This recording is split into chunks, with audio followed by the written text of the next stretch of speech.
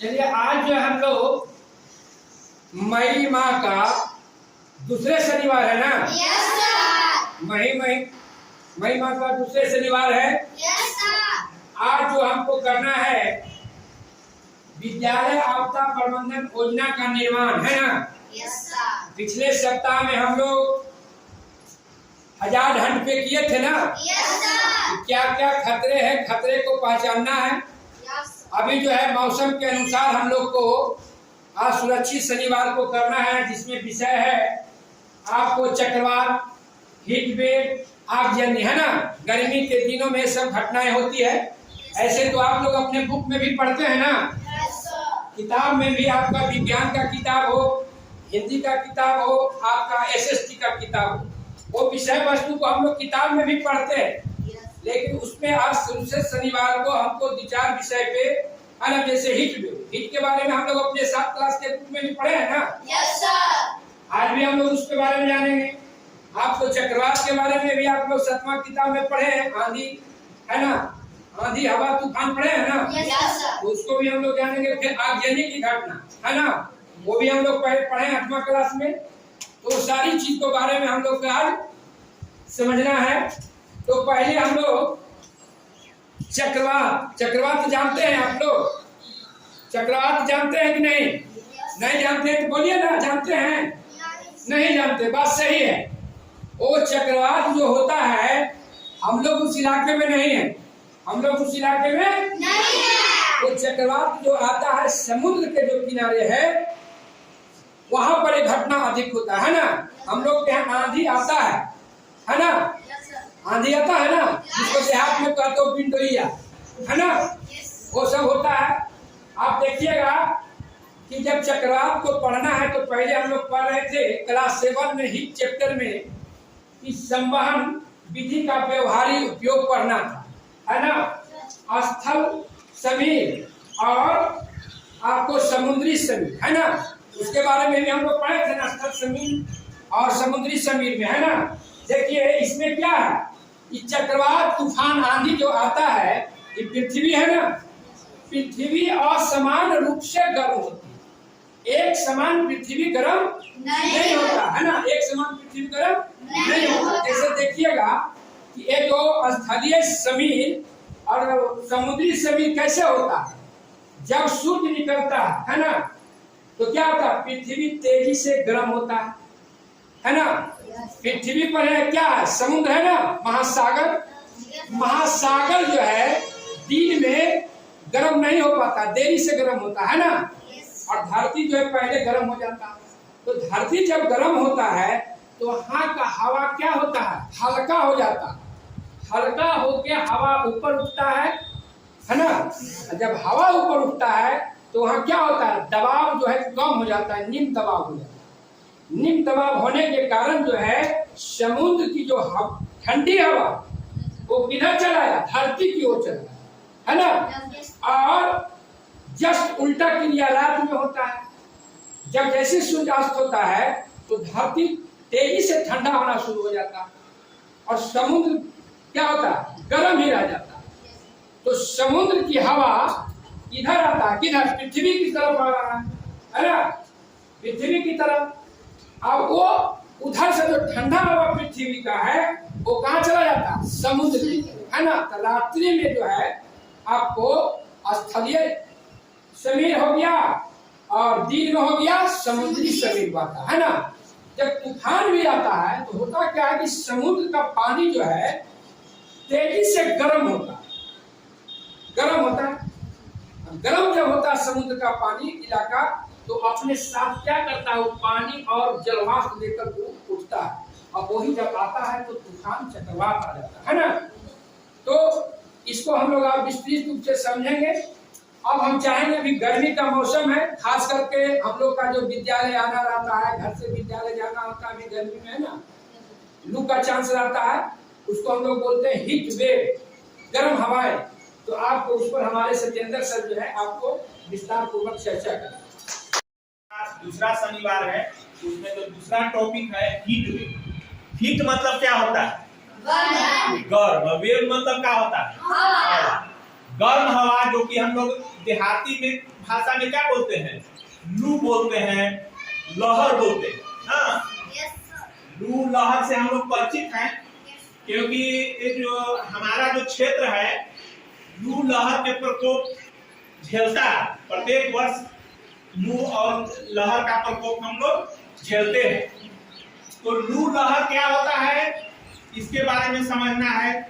जो पश्चिम से गर्म हवा हमारे मैदानी क्षेत्रों में आती है तो क्या पड़ता है, लू का प्रभाव इससे। ये सामान्य तौर पर अप्रैल से जून तक इसका प्रभाव रहता है लू का। इस बार तो और पहले से ही लू का प्रकोप ज्यादा हो गया था। अभी कुछ मौसम हम लोग का बदला है, नहीं तो आज के 15 दिन पहले क्या था, लू का प्रभाव बहुत ज्यादा था। तो लू का प्रभाव जब टेम्परेचर किसी मतलब जिस क्षेत्र का हम लोग अध्ययन कर रहे हैं वहाँ 40 डिग्री से ऊपर अगर टेम्परेचर होता है और पछुआ हवा उस क्षेत्र में आती है तो लू चलना माना जाता है।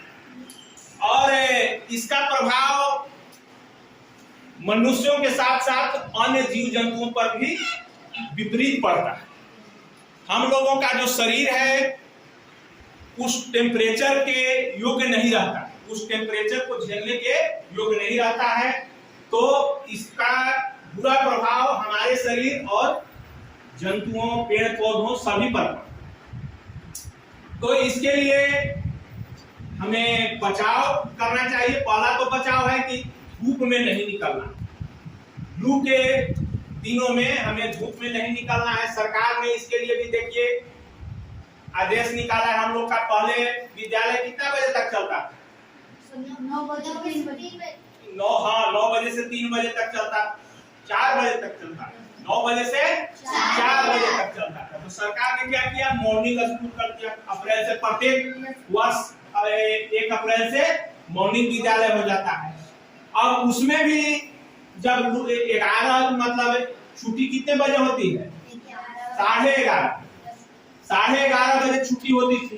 तो उसमें भी देखा गया कि लू का प्रभाव बढ़ रहा है, बच्चों के स्वास्थ्य पर इसका ज्यादा प्रभाव पड़ रहा है, बुरा प्रभाव पड़ रहा है। तो सरकार ने आदेश निकाला कि नहीं, अब आपको जो 6:30 बजे से 11 बजे तक ही बच्चों को स्कूल में शिक्षण कार्य कराना है। तो सरकार का भी निर्देश है कि आपको बच्चों को लू की शुरुआत, रात भर तो पृथ्वी ठंडी रहती है, रात में ठंडी हो जाती है तो सुबह लू का प्रभाव नहीं होता। 11 बजे के बाद लू का प्रभाव, जब धरती गर्म होती है तब गर्म हवा का प्रभाव पड़ता है।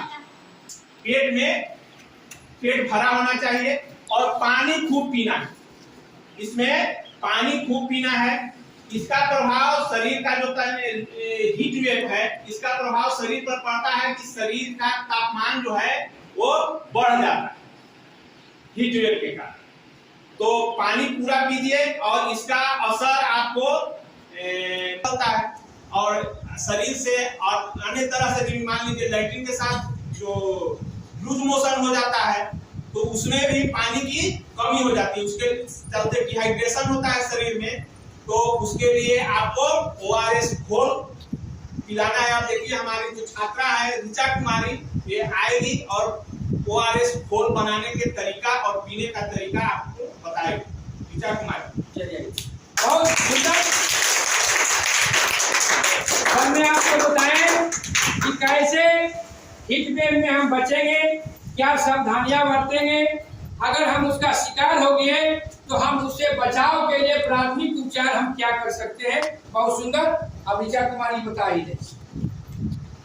हाथ धोना चाहिए, अच्छे से हाथ धोना चाहिए। फिर गर्म पानी कर लेना चाहिए। फिर गर्म पानी ग्लास में डालना। फिर 2 चम्मच डालना चीनी। फिर 1 चम्मच नमक। फिर 2 बूंद नींबू। आपका हो गया ORS का घोल तैयार। आइए पीजिए, पीना है तो आइए। एक लड़का की तरफ से दीपक जी है जो बताएगा जीवन रक्षक घोल बनाने के लिए। ORS घोल बनाने के लिए पहले हम लोग साबुन से अच्छे तरह हाथ धो लेंगे। अच्छे तरह हाथ धो के गर्म पानी आवश्यकता अनुसार रख लेंगे और गिलास में डालेंगे। डालकर 2 चम्मच चीनी लेंगे। 2 चम्मच चीनी लेकर घोल देंगे। घोलकर फिर 1 चुटकी नमक लेकर और 2 बूंद नींबू लेकर फिर घोल देंगे और हमारा ओआरएस घोल तैयार हो गया। आइए पीजिए ओआरएस घोल तैयार हो गया। वाह, बहुत सुंदर बनाया, बहुत सुंदर, है ना। जो बाजार में आपका घोल मिलता है उससे भी सुंदर घोल है। तो देख लिए हम लोग को गर्मी से बचने के लिए, है ना, ओआरएस घोल, जीवन अच्छा घोल घर पर भी हम तैयार कर सकते हैं ना। ठीक,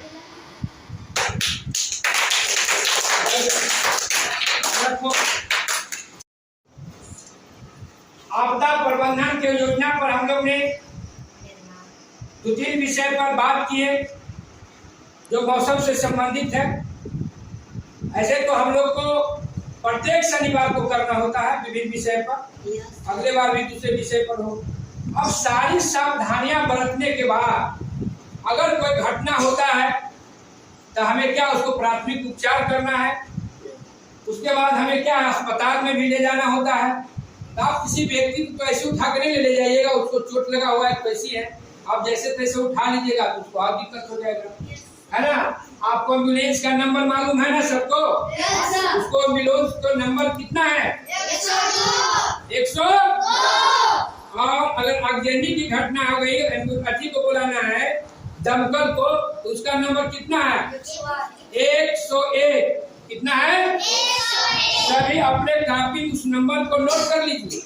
दमकल बुलाने के लिए 101 नंबर और एम्बुलेंस बुलाने के लिए 102 नंबर, है ना।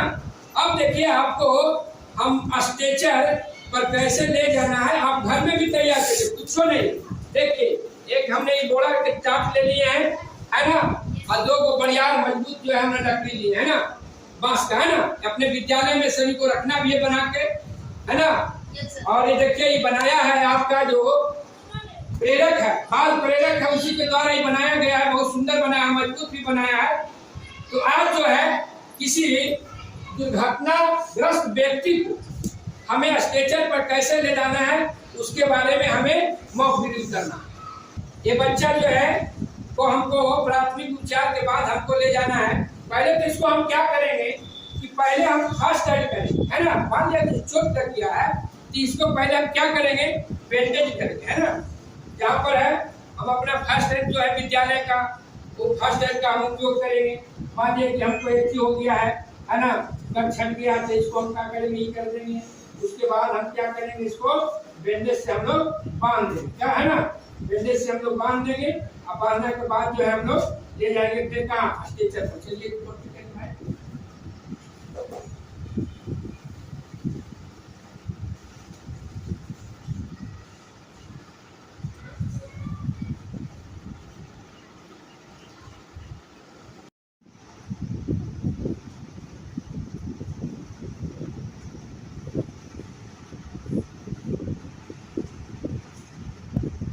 चलिए चलिए देखिए आप लोग को इधर आई दीपक कुमार और धनेश कुमार ने आपको अभी देखिए कोई व्यक्ति जख्मी हो जाता तो कैसे स्ट्रेचर पर उसको पहुंचाना है अस्पताल तक, है ना।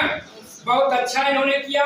जानते हैं सरकार ने व्यवस्था की है कि अगर कोई व्यक्ति कहीं दुर्घटनाग्रस्त हो जाते हैं, आप उसे अगर हॉस्पिटल तक पहुंचाते हैं, आप उसे बेहतर प्राथमिक उपचार करते हैं और उसे अगर अस्पताल तक पहुंचाते हैं तो सरकार आपको पुरस्कृत करेगी। सरकार पुरस्कृत करेगी। पहले लोग डरता था, कोई व्यक्ति रोड पर एक्सीडेंट हो जाता था, बड़ा हो जाता था, उसको कोई लेकर हॉस्पिटल नहीं ले जाता, कि डर लगता था कि हम ले जाएंगे तो हमको पूछताछ होगा, नाम पड़ जाएगा, है ना। लेकिन अब ऐसी बात नहीं है। जहां भी ऐसा हो, एक मानवता के नाते, है ना, आपको ये सेवा करना चाहिए, है ना। हिंदी में भी पढ़ने का है ना, पढ़े हैं ना, ममता की मूर्ति है मदर टेरेसा का कहानी।